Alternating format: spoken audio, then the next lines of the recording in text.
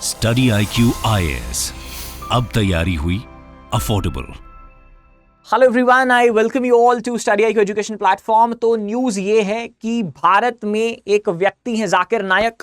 वो व्यक्ति भारत में फ्यूजिटिव है, भगौड़ा है। भारतीय सरकार ने उसके खिलाफ इस्लाम धर्म की रेडिकल प्रीचिंग के लिए मनी लॉन्ड्रिंग के मामलों में भारत सरकार ने बहुत से नोटिस निकाले हैं। इस वजह से वो इंडिया से भाग गया था। उसके बाद पाकिस्तान की सरकार उसी व्यक्ति का रेड कारपेट वेलकम कर रही है। तो ये है वो व्यक्ति जाकिर नायक। इस फोटो में आप देख सकते हो, ये हैं पाकिस्तान के प्राइम मिनिस्टर शहबाज शरीफ। उनके द्वारा इस व्यक्ति का पाकिस्तान में वेलकम करा जा रहा है। अब अगर हम इस व्यक्ति के बारे में जानें कि भाई जाकिर नायक है कौन, तो ये एक टेलीवेंजलिस्ट है जिसके ऊपर बहुत से इल्ज़ाम हैं कि ये इस्लाम धर्म में जो कुरान है उसकी रेडिकल इंटरप्रिटेशन करते हैं। उसके बाद इनको बहुत सारे टेरर रिलेटेड इंसिडेंट्स के साथ भी जोड़ा जाता है कि अपनी इंटरप्रिटेशन से ये जो लोग हैं उनको भड़काते हैं, भड़का के उनसे टेरर रिलेटेड एक्टिविटीज़ करवाते हैं। उसके बाद बहुत सारी कंट्रीज में इनको बैन ऑलरेडी कर दिया गया है। भारत भी एक ऐसी कंट्री है जहां पे इनको बैन कर दिया गया है। भारतीय गवर्नमेंट ने इन्हें फ्यूजिटिव यानी कि भगौड़े का करार भी दे दिया है। उसके बाद पाकिस्तान के अगर हम स्ट्रैटेजिक मूव को समझे तो ये पाकिस्तान का एक डिप्लोमेटिक जेस्चर है जिसके जरिए जो पाकिस्तान के प्राइम मिनिस्टर हैं, आप एक बात सोचिए कि इंडिया एंड पाकिस्तान के गुड रिलेशंस नहीं है। पाकिस्तान को इस बात का इल्म है कि ये व्यक्ति भारत द्वारा फ्यूजिटिव या भगौड़ा करार कर दिया गया है, फिर भी उस व्यक्ति को पाकिस्तान में न्योता दिया जाता है। 3 हफ्ते के लिए ये व्यक्ति पाकिस्तान गया है एंड उसको रिसीव करने जा रहे हैं पाकिस्तान के प्राइम मिनिस्टर शहबाज शरीफ। तो ये अपने आप में एक डिप्लोमेटिक स्टेटमेंट है। उसके बाद इनका जो रेड कारपेट वेलकम है, ये पाकिस्तान अपना स्टैंड फर्म कर रहा है कि भाई भारत ये लो, ये हमारा जवाब है आपके लिए। अब अगर हम इसके पोटेंशियल ऑब्जेक्टिव्स को देखें तो 2 तरह के ऑब्जेक्टिव्स के बारे में जो डिप्लोमेट्स हैं, जो एक्सपर्ट्स हैं, वो अंदाजा लगा रहे हैं। सबसे पहले ये माना जा रहा है कि पाकिस्तान की खुद की हालत बहुत खराब चल रही है। इसी के कंटेक्स्ट में पाकिस्तान IMF यानी कि इंटरनेशनल मॉनेटरी फंड से $7 बिलियन की जो मदद भी मांगने गया था, उसमें से वो मदद मिल गई है। लेकिन उस मदद के बावजूद भी जो यहाँ की जनता है, पाकिस्तान की जनता है, वो इन सब चीज़ों से बहुत परेशान है।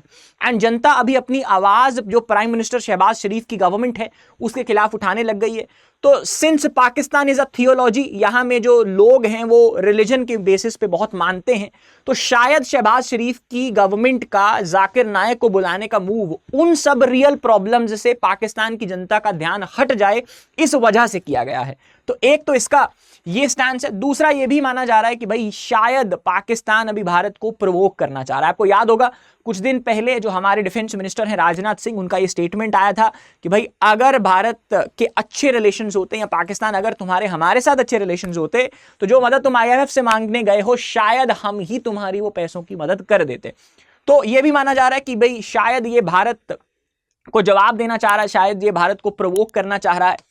उसके बाद अगर हम आगे देखें कि भारत और पाकिस्तान के रिलेशंस में इसके ऊपर क्या इंपैक्ट रहेंगे, तो जैसा कि आप सबको पता है ऑलरेडी भारत और पाकिस्तान के जो रिलेशंस है वो बहुत ज़्यादा स्ट्रेन्ड चल रहे हैं। पाकिस्तान बार बार कभी कश्मीर वैली के एरिया में, कभी जम्मू वाले एरिया में टेररिस्ट अटैक्स को स्पॉन्सर कर रहा है, कभी चाइना का पपेट बन के पाकिस्तान जो है जम्मू वाले एरिया में अटैक्स को स्पॉन्सर कर रहा है।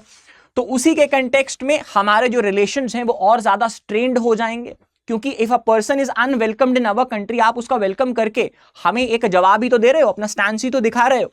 उसके बाद इंडिया के जो एक्सटर्नल अफेयर्स मिनिस्टर हैं जो S जयशंकर जी, उन्होंने बहुत बार पाकिस्तान को स्टर्न वार्निंग भी दी है कि भाई आप टेरर एक्टिविटीज को स्पॉन्सर मत करो। बहुत बार कई ऐसे टेररिस्ट हैं जिनको ब्लैकलिस्ट करने के लिए जो इंडिया है उसने यूनाइटेड नेशंस में गुहार लगाई है, लेकिन बार बार पाकिस्तान उस बात को जो डिनाई कर देता है ना। उसके बाद अगर हम आगे बढ़े तो ये भी माना जा रहा है कि is it Pakistan new strategy to bleed India by 1000 cuts.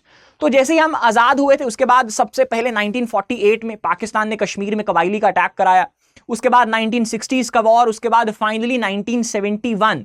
तो 1971 तक पाकिस्तान को ये रियलाइज हो गया था कि भाई अब हम डायरेक्ट इंडिया के साथ 1-on-1 वॉर में तो नहीं आ सकते।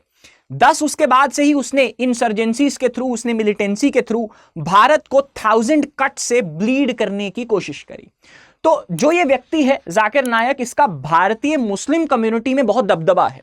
बहुत सारे ऐसे मुस्लिम्स हैं जो जाकिर नायक की बात को बहुत अच्छे से मानते हैं। तो ये भी हो सकता है कि ये पाकिस्तान का एक मूव हो कि वो उसके जरिए भारत के मुस्लिम्स को भड़काने का कोशिश कर सकते हैं।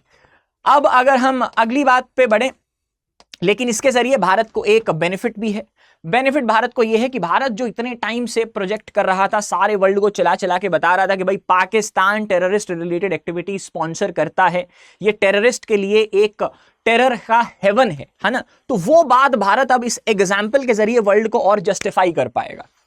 उसके बाद अगर हम डोमेस्टिक रेमिफिकेशंस देखें तो वही कि भाई जो पॉलिटिकल टर्मोइल का माहौल चल रहा है, तो शायद शहबाज शरीफ की ये गवर्नमेंट जाकिर नायक को बुला के लोगों का ध्यान जो असल मुद्दा वहां पे इकोनॉमिक क्राइसिस का चल रहा है उससे हटाना चाहती है। उसके बाद जो गवर्नमेंट के ऑफिशियल्स हैं उनका मिक्स्ड रिएक्शन है। कई लोग इस बात को अच्छा भी मान रहे हैं कि यहाँ आके अब इस्लाम धर्म को जो जाकिर नायक है और ज़्यादा फैलाएगा, अपने इवेंट्स ऑर्गेनाइज करेगा, लेकिन साथ ही साथ पाकिस्तान में कई गवर्नमेंट ऑफिशियल्स ऐसे भी हैं जो इनका मानना है कि भाई इस व्यक्ति के आने से पाकिस्तान में जो एक एक्सट्रीमिज्म है वो और ज़्यादा फैल सकता है। अब लीगल इश्यूज यही हैं कि भारत में ऑलरेडी जो जाकिर नायक है उसके खिलाफ मनी लॉन्ड्रिंग का मामला चल रहा है, उसके खिलाफ भारत में कम्युनल टेंशन्स को भड़काने का मामला चल रहा है, और इसी कंटेक्स्ट में ये जो सिचुएशन है भारत के लिए भी थोड़ा अलार्मिंग है। भारत को अभी इसकी जो भी पल पल ये चीज कर रहा है उसके ऊपर एक आंख रखनी होगी, उसको टाइम टू टाइम मॉनिटर करना होगा, सो दैट भारत में एक इंटरनल सिक्योरिटी का सिचुएशन क्रिएट ना हो जाए।